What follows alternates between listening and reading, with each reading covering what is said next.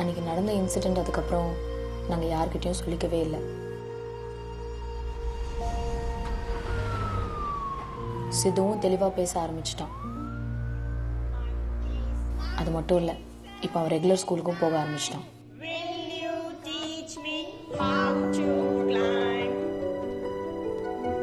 ஆனால் அதித்தி மட்டும் இன்னும் அந்த ட்ராமாலேருந்து வெளியே வரவே இல்லை.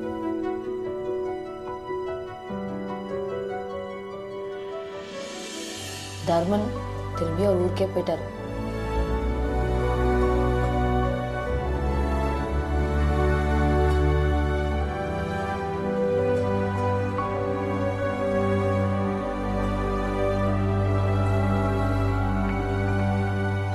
இப்போ கௌதம் என்ன சொல்றதுன்னே தெரியல.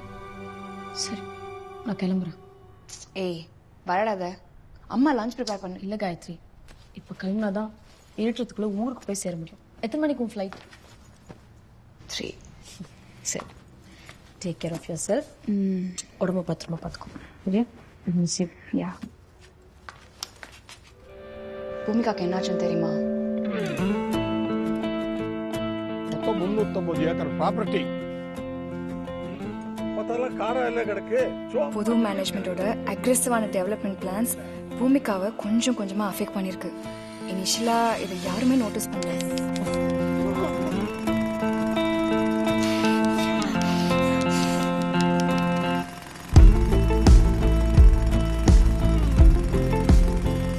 கணேசனையும் ஏதோ சொல்லி மிரட்டி அந்த இன்சிடென்ட்டையே அந்த மேனேஜ்மெண்ட் மூடி மறைச்சிருக்காங்க.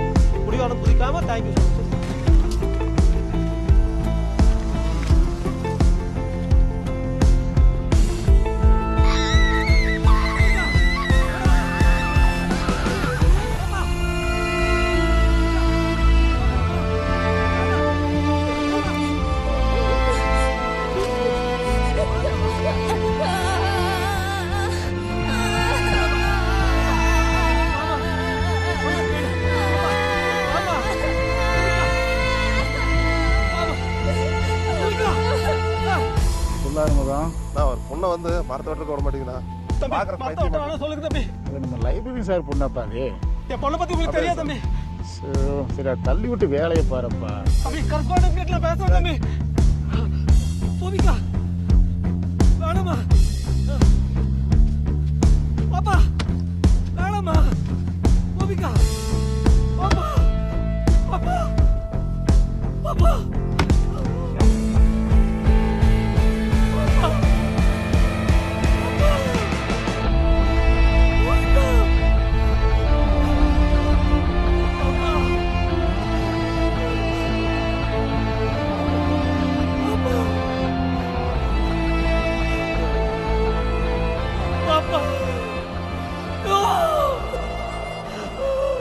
லாஸ்ட் ஃபியூ டேஸா நானும் கொஞ்சம் ரிசர்ச் பண்ணிட்டு இருக்கேன். அவ இறந்ததுக்கு அப்புறம் அந்த இடத்துல கண்டினியூஸா பல பேர் மர்மமான முறையில் இறந்திருக்காங்க. மவுண்ட் ரோசியா ஸ்கூல் மிஸ்ட்ரிங்கிறது என்னன்னு உனக்கு இப்பவா அது புரிஞ்சுதா? இப்ப அந்த கொலைகளை பண்ணது யாருன்னு உனக்கு நல்லாவே புரிஞ்சிருக்கும்னு நினைக்கிறேன்.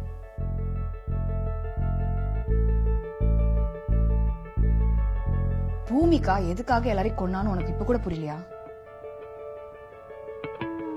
அங்க இறந்து போனவங்க யாருமே ஸ்டூடெண்ட்ஸோ டீச்சர்ஸோ கிடையாது. எல்லாருமே கன்ஸ்ட்ரக்ஷன்ல இன்வால்வ் ஆனவங்க. அவ உயிரோட இருக்கும்போதே அவளை சுத்தி எந்த சேஞ்சஸும் அவன் விரும்பல. அதே மாதிரி தான். கரெக்ட். இப்ப அந்த மொத்த என்வாயன்மெண்ட்டும் ஒரு ஸ்பேஸா மாறிடுச்சு. ஒரு மரத்தை காப்பாத்துறதுக்காகவே உயிரை விட்ட பூமிகா லாஸ்ட் 8 இயர்ஸா எல்லா மனுஷங்களையும் விரட்டி ஒரு ஈக்கலாஜிக்கல் பேலன்ஸையே ரிஸ்டோர் பண்ணிருக்கா. நான் பார்த்து ரொம்ப நாள் ஆகுதுன்னு கெடுக்கிறதுக்குன்னு உள்ள நுழைஞ்ச நம்ம தான் உண்மையான ஈவல். 10 இயர்ஸா அபண்டா இருக்கிற அந்த ப்ராப்பர்ட்டியில நிறைய தேவையில்லாத செடி கொடி மரம் இதெல்லாம் வளர்ந்துருக்கு. அங்க எந்த டிஸ்டன்ஸ் நடக்கும் அவன் கண்டிப்பா ஒத்துக்க மாட்டான். அங்க இருந்து நம்ம கிளம்புனது தான் சரி. காஜி ஹே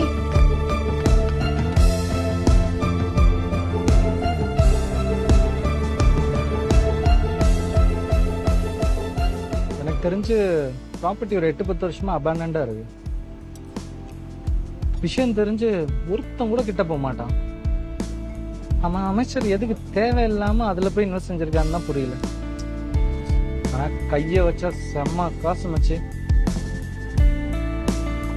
ப்ராப்பர்ட்டி எங்க இருக்கு? நீ எவ்வளவு எக்ஸைட் ஆகிற? நம்ம தான் சுனாமிலேயே ஸ்விம்மிங் போடுற ஆளாச்சு. நம்மளும் எப்பதான் மச்சி கொஞ்சம் காசு பார்க்கறது? ஓகேடா, நீ ப்ராப்பர்ட்டி பாரு, அப்புறம் பேசு.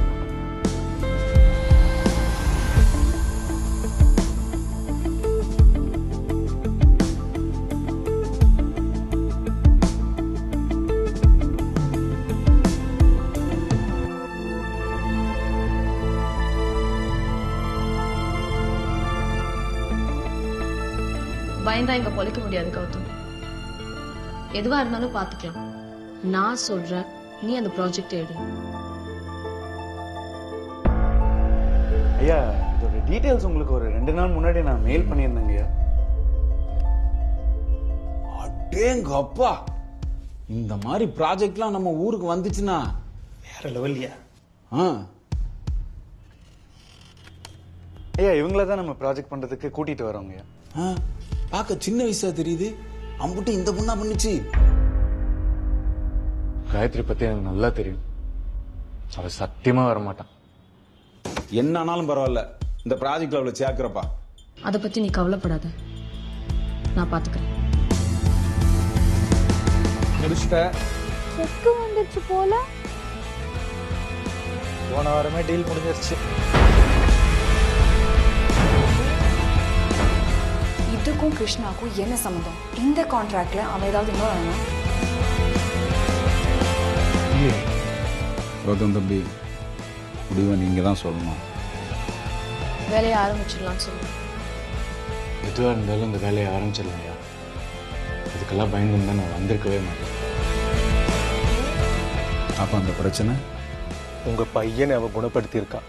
அவ பேயோ பிசாச்சோ இல்லை, தெய்வம். നമ്മ പെരിയവങ്ക ചുമ്മാ പറയുന്നതല്ല. ഈ പൂജ സമ്പ്രദായം എല്ലാം ശക്തികളെ വശ്യം ചെയ്യുന്നതിന് വേണ്ടിയാണ്. ഈ ശാസ്ത്രം അറിയാത്തതാണ് എല്ലാ പ്രശ്നങ്ങൾക്കും കാരണം. ഒരു നല്ല ഭൂമി പൂജ ചെയ്തിട്ട് വേല തുടങ്ങലാം സാർ. പിന്നെ എല്ലാം നല്ലതുപോലെ സക്സസ് ആയിട്ട് വരും.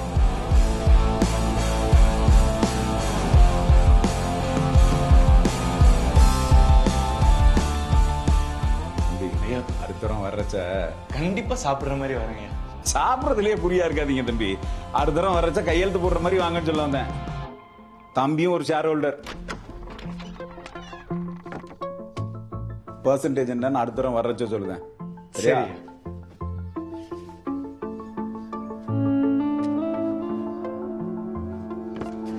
நல்லபடியா போயிட்டாங்க.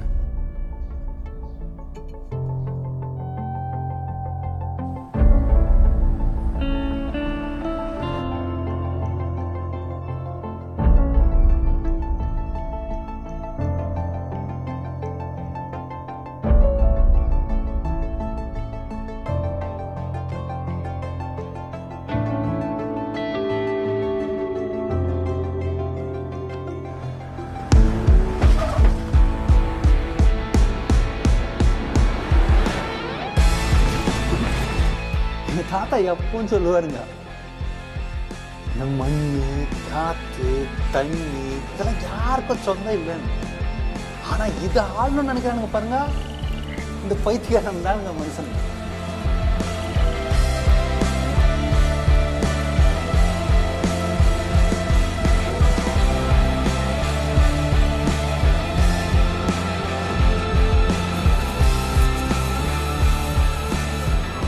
பல முறை பல விதமா உங்ககிட்ட சொல்லிட்டு தாங்க இருக்கா. ஆனா எத்தனை முறைப்பட்டாலும் திருந்தவே மாட்டீங்கல்லங்க. இதுக்கு மேலேயும் நம்ம பூமியில வாழணும்னு ஆசை இருந்தா உங்க திமிர அடக்கி வாய மூடி அவ சொல்றத கொஞ்சம் காது கொடுத்து கேட்க ஆரம்பிங்க.